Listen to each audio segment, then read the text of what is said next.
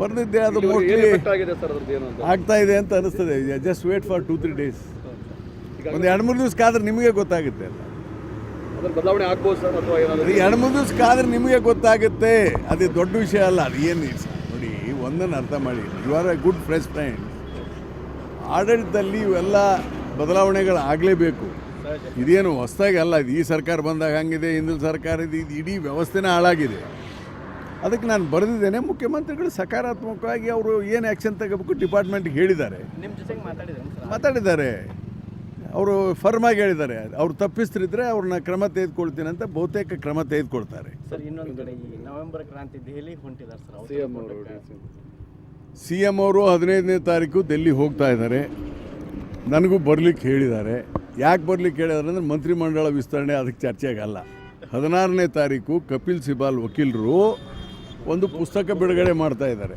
ಆ ಪುಸ್ತಕ ಬಿಡುಗಡೆ ಸಮಾರಂಭದಲ್ಲಿ ನನ್ನನ್ನು ಆಹ್ವಾನ ಮಾಡಿದ್ದಾರೆ. ಆಹ್ವಾನ ಅಂದರೆ ಅತಿಥಿ ಅಂತಲ್ಲ, ಆ್ಯಸ್ ಎ ಸ್ಪೆಕ್ಟೇಟರ್. ಅದಕ್ಕೆ ಆಹ್ವಾನ ಮಾಡಿದ್ದಾರೆ. ಅದಕ್ಕೆ ಮುಖ್ಯಮಂತ್ರಿಗಳ ಜೊತೆ 15ಕ್ಕೆ ಹೋಗ್ತೇನೆ. ಮಂತ್ರಿಗಳನ್ನು ಯಾರು ಮಾಡಬೇಕು, ಯಾರು ತೆಗಿಬೇಕು ಅನ್ನೋದು ಮುಖ್ಯಮಂತ್ರಿಗಳ ಪರಮಾಧಿಕಾರ, ಪಕ್ಷದ ವರಿಷ್ಠರ ಅಧಿಕಾರ. ಹೀಗಾಗಿ ನಾನೇನು ಹೊಸಬ್ನಲ್ಲ. ಈಗ ನಾನು MLA ಆಗಿ 40 ವರ್ಷ ಆಯ್ತು. ಈಗ 40 ಇಯರ್ಸ್, 40 ವರ್ಷ ಆಯ್ತು ನಾನೀಗ MLA ಆಗಿ. ಹೀಗಾಗಿ ಇದು ನಾನೇನು ಕೇಳಬೇಕಾಗಿಲ್ಲ. ಇದು ಮುಖ್ಯಮಂತ್ರಿಗಳಿಗೆ ಬಿಟ್ಟಿದ್ದೇನೆ. ಏನ ಮಾಡ್ತಾರಪ್ಪ ಅಂತ ನೋಡಿ. ಸಂವಿಧಾನದಲ್ಲಿ ಹಿರಿತನ ಮತ್ತು ಏನಂತೀರಿ ನೀವು, ಕೌಶಲ್ಯತೆ, ಇವೆಲ್ಲ ಮಂತ್ರಿಮಂಡಲಕ್ಕೆ ಇದಿಲ್ಲ. 25 ವರ್ಷ ಆಗಿದ್ದರೆ ಸಾಕು, ಪ್ರಧಾನಮಂತ್ರಿ ಆಗ್ಬೋದು, ಮುಖ್ಯಮಂತ್ರಿ ಆಗ್ಬೋದು, ಮಂತ್ರಿ ಆಗ್ಬೋದು. ಹೀಗಾಗಿ ಇಂಥರಿಗೆ ಕೊಡಬೇಕಂತ ಇಲ್ಲ. ಯಾರು ಬೇಕಾದ್ರೆ ಆಗ್ಬೋದು. ನಾನು ಕೇಳಿದ್ದೇನೆ ಅಷ್ಟೇ. ನಾನು ಸುಮ್ಮನೆ ಸುಳ್ಳು ಇಲ್ಲಪ್ಪ ನಾನು ಕೇಳೇ ಇಲ್ಲ ಅಂತ ಹೇಳಿಲ್ಲ. ನೋಡಿ ಸರ್ ಅಂತ ಹೇಳಿದ್ದೇನೆ. ಮುಖ್ಯಮಂತ್ರಿಗಳು ನೋಡೋಣಪ್ಪ ಅಂತ ಅವರು ಹೇಳಿದ್ದಾರೆ. ಏನಾಗುತ್ತೆ ಅದು ನೀವು ನೋಡಿ. ನನ್ನ ಪ್ರಕಾರ ಮುಖ್ಯಮಂತ್ರಿಗಳ ಬದಲಾವಣೆ ಪ್ರಶ್ನೆಯೇ ಇಲ್ಲ ನನ್ನ ಪ್ರಕಾರ. ಯಾಕಂದರೆ ಒಂದನ್ನು ಅರ್ಥ ಮಾಡಿ, ಇವು ಮಾಧ್ಯಮದಲ್ಲಿ ಯಾರ್ಯಾರೋ ಏನೇನೋ ಹೇಳ್ತಾರೆ, ಯಾರ್ಯಾರೋ ಏನೇನೋ ಬರೀತಾರೆ.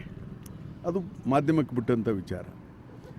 ಆದರೆ ನಾನು ಶಾಸಕನಾಗಿ ಮತ್ತು ಕಾಂಗ್ರೆಸ್ ಪಕ್ಷದ ಸಂವಿಧಾನ ನಮ್ಮ ಪಕ್ಷ ಒಂದು ಈ ಇಂಟರ್ನಲ್ ಡೆಮೋಕ್ರಸಿ ಅಂತೇನು ಕರಿತೀವಲ್ಲ, ನಮ್ಮ ಆಂತರಿಕ ಪ್ರಜಾಪ್ರಭುತ್ವ ವ್ಯವಸ್ಥೆ ನಮ್ಮ ಪಾರ್ಟಿಯಲ್ಲಿದೆ. ನಮ್ಮಲ್ಲಿ ಡಿಕ್ಟೇಟರ್ ಇಲ್ಲ. That is a wrong. ಅದು BJP ಅವರು ಹುಟ್ಟಾಕ್ತಿರ್ತಾರೆ ನೋಡಿ. ಪಕ್ಷದ ವರಿಷ್ಠರು ಕೂಡ ಚೇಂಜ್ ಮಾಡಿದರೂ ಕೂಡ ಶಾಸಕರನ್ನು ವಾಪಸ್ ಕೇಳಲೇಬೇಕು. ನಮ್ಮನ್ನು ಕೇಳ್ದೇ ಅವ್ರು ಚೇಂಜ್ ಮಾಡಲಿಕ್ಕೆ ಬರೋಲ್ಲ.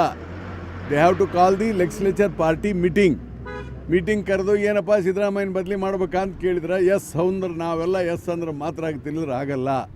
ಅಲ್ಲಿದ್ರು ವರಿಷ್ಠ ಮಂಡಳಿ ಅವ್ರು ಯಾಕೆ ಮಾಡ್ತಾರೆ?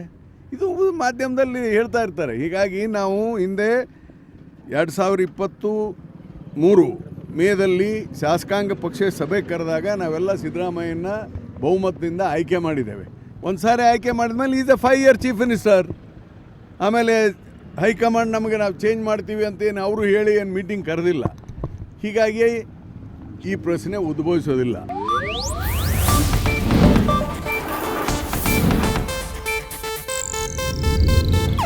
ಇದು ಏಷ್ಯಾನೆಟ್ ನ್ಯೂಸ್ ನೆಟ್ವರ್ಕ್ ಪ್ರಸ್ತುತಿ.